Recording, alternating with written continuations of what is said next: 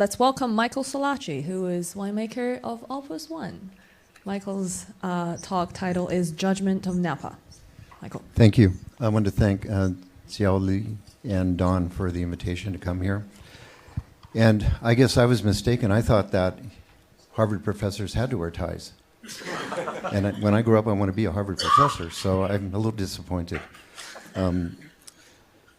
Mother Nature always will trump what we do in the winery or in the vineyard. We pay a lot of attention. We're very proud to pay a lot of attention to detail and focus on doing these things that will just add a nuance to the quality of grapes or wine. And Mother Nature can come in and, in a one foul swoop, can change all that. And we've seen that in the last, since there were floods in '86 in Napa Valley.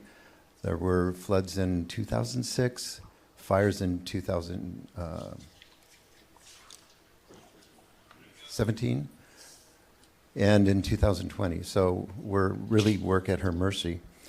And we've done some work in a community to restore the Napa River and to work on increasing the floodplain so that it mitigates these floods that we saw in 2006, for example. We've done a lot of work. In addition to that, at Opus, we restored a creek. Actually, it all started out with seeing an oak tree that was going to topple over. And I asked my assistant to find out what we can do to save the tree. It was to cut off this heavy arm. And then we ended up doing a lot of work there. And then there was another creek we worked on as well. Then I heard Mimi Castile. You may or may not have heard of her. I'm sure you have. But she was speaking at a Napa Rise presentation and spoke about, she said, you guys are doing a really good job at maintaining the valley floor. But if you really want to protect the water and the ecosystem of Napa Valley, you have to start with the higher elevation and work down. You have to find ways to channel water, slow it down so that it penetrates the soil. It reduces erosion, prevents fires in the way you manage the vegetation. She had a lot of really cool things to say, and it inspired me to go back to the winery. And I met with our CEO, Chris Lynch, and I said, she has these great ideas. And I worked with a fellow named David Pearson before, and this is back in 2003 or 4. He said, what do you think our children and our grandchildren are going to say? What are they going to ask us that we did to prevent these issues with climate change? We didn't do too much at the time, but when I said this to Chris, I said, I want to start a coalition and work with growers. Let's just start with Oakville. And let's get Oakville growers and landowners to buy in to protect the water and protect preserve the ecosystem of Oakville. Because if you start with one appellation, it's just like if you get that one puzzle piece that's in the right space, then you can encourage others to do it as well. So he said, well, why don't you start a nonprofit? And I said, okay. Todd Mastero from Dominus called me, and he had heard a talk that I gave at national conference at for the American Society for Knowledge in Viticulture. And he said, I heard what you had to say, and I'm wondering if we could chat. So we went to talk to him. He had the same idea. He wanted to do something as well. And I had mentioned this nonprofit, and he says, well, by the way, I have a nonprofit. So it's called the Grandfathers. It's called Los Abuelitos, Abuelos, and I suggested we use the Abuelitos, the little grandfathers. But now we're just called the Coalition. But it's been so amazing, the buy-in from different landowners to want to do this and to present to the regional regional, I'll look it up later, U.S. Geological Survey, Fish-Only Farming. A lot of these groups are just really excited to start working on this. And it's moved very quickly. We just started about a year ago. And we started with Oakville, and then it got spread out all over the Napa Valley. And then we're back to Oakville, our first project that we're seeking funding on. but the whole purpose is to start to find ways to cool the microclimate. For example, cover crop. If you have cover crop, you can check the temperature of the cover crop, and it may be the surface of the ground with cover crop on it. It could be maybe 90 degrees on a very hot day. But if you take the temperature of the bare ground, it's 150, 130. So it can have an impact, because if it's cooler, it's helping the vines to not need to respire as much, and they need less water. But all the things about changes in water and climate are very evident in Napa. Warren Winiarski was at that talk, and the judgment of Paris was a time when some California wineries were chosen to produce in a blind tasting were better at in the category of Chardonnay, white Burgundy and Chardonnay, and also in red Bordeaux and Cabernet from California. It wasn't a fair comparison, let's admit it. I mean, there was different vintages, but it put California on the map. So I thought there was no specific thing dictated to the vintners of California to come closer to France. They're all trying. Mr. Mondavi was doing many tastings comparing first growths with his wines. But I called this the judgment of Napa, excuse me. The judgment of Napa, because what are our great-grandchildren what are we going to say to our great-grandchildren when they ask, what did you do to combat this? I think it's really important, and we can only achieve this if we bind together and work in coalitions. Roger Bolton, who was a professor at UC Davis, said to me, and also Australian, said to me that people will not start to take notice of climate change, the general population, until people start waking up at night worrying about it. And I think we might be getting close to that right now. We also have many other things to worry about, like war and those things. But you know, we're all waking up to the fact that there are a lot of issues in the world right now. We planted we had a big piece, not a big piece, but 14 acres in the front of the winery, and I wanted to make a change there. And so we had done some work looking at row orientation. We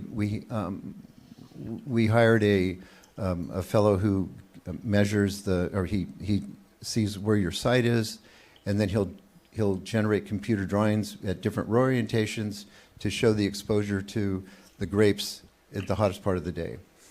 And there were a few different row orientations that we could use, and we used different spacings as well. And the problem was that the row orientation was, at Opus up until last year, the rows were either parallel to the driveway or perpendicular to the driveway. They were parallel to the driveway because Philippine de Rothschild wanted the rows to run up to the building. And they were perpendicular to the driveway because a young whippersnapper viticulturist came and said, no, it should be the opposite. We studied it, and then we put up like mock rows with shade cloth, and we called it panel discussion. We evaluated it for 2 years, looking at the shading from one row to the next, and found that the best one was, there was true north plus 30 degrees was allowed for 1 hour more exposure in the morning, and true north plus 38 degrees was 1 hour more exposure in the afternoon. I didn't want to put panels up for another year, so I just said, let's just split the difference. So we got it down to a half an hour each. And then we decided to use a rootstock that we hadn't used before, a Grafstock. It seemed, we did a lot of studies. Our cousins in Bordeaux had used some, and they didn't have a lot of extensive experience, but it seemed very reasonable to us. We wanted the vines from the very beginning, to be used to cover crop. I wanted the rows to go from 1 meter to 6 feet. They were 1 meter between the vines, 6 feet between the rows, to 4 feet between the vines and 6 feet between the rows. We ended up going 1 meter by 1.8 meters, so 3 plus by 6.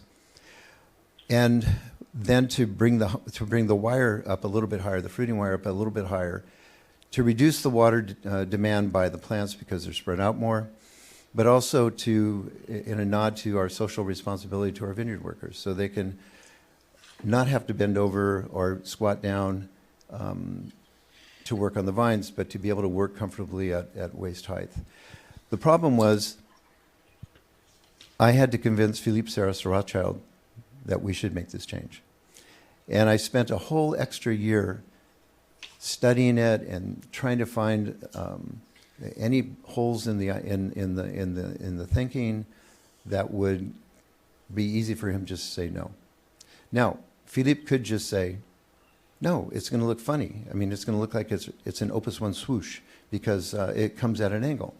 But when he was told, I went up the food chain, and when his right-hand person talked to him, he said, oh, well, if Michael thinks that's the thing we should do, then let's do it. So it helps to be at a place for a while where you gain trust, but it's also amazing that that we have people who are willing to allow a change like that. Recently, well, actually not recently, but this will be the third vintage that we've worked with a group called Earthly Labs.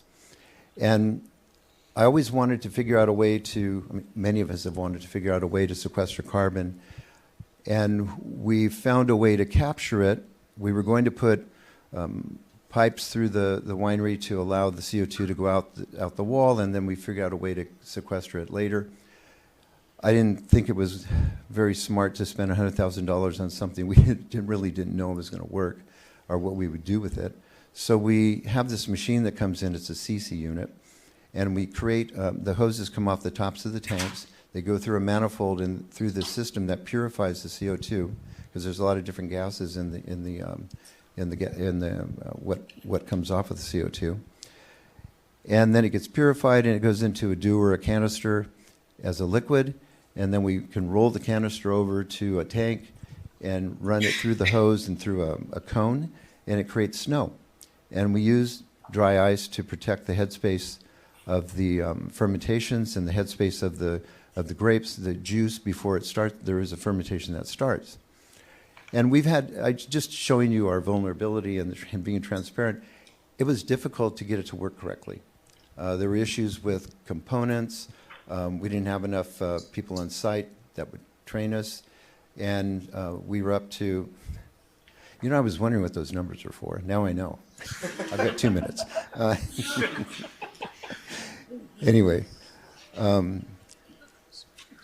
so this year we demanded certain things because I said last year with the mishaps, we had this fellow coming from Chicago whenever we had a problem and it wasn't necessarily a problem with the equipment, but maybe fittings, et cetera. And I said, we probably generated more greenhouse gas emissions this year than we captured. Now this year I said he's got to stay at an Airbnb or an apartment. He's got to be, on site whenever we need him. And our target is to capture 10,000 pounds of CO2, which would cover all of our needs for harvest. Our first idea was to make beverage CO2, send it off to Fairfield for the Budweiser or Coca-Cola plant. But then you're taking something and then using greenhouse gas emissions to get it to this place. We've got 1 minute. And if you calculate the greenhouse gas emissions when they're sending dry ice to you from Nebraska or Oklahoma, probably would have been a real deficit. So we're going the other way. Okay, quickly. I get 30 seconds at least, right? Warren Winiarski passed away a week ago. And about a month ago, my last conversation with him, he was at the talk I gave at the national conference. And this is Warren. He's suffering, talks to me a little bit. He was fiddling with his hearing aid on his right ear. I was on his left side, and he was fiddling with it, trying to get his assistants to come and fix it. And I said, Warren, why don't you just put that thing down? said, why? I said, you don't really need the right one. He said, why wouldn't I need the right one? I said, because I'm talking into your left ear, and I don't want my words going in one ear and out the other. So he laughed. He put it down. And then he asked me, you know the talk you gave at the national conference? Yes. So what have you done about it? And I told him what I just told you, that we're starting on this project and moving forward. But I think there's a lot of really interesting things that we're all working on, and we can't stop. We have to keep working to find solutions. Thank you very much.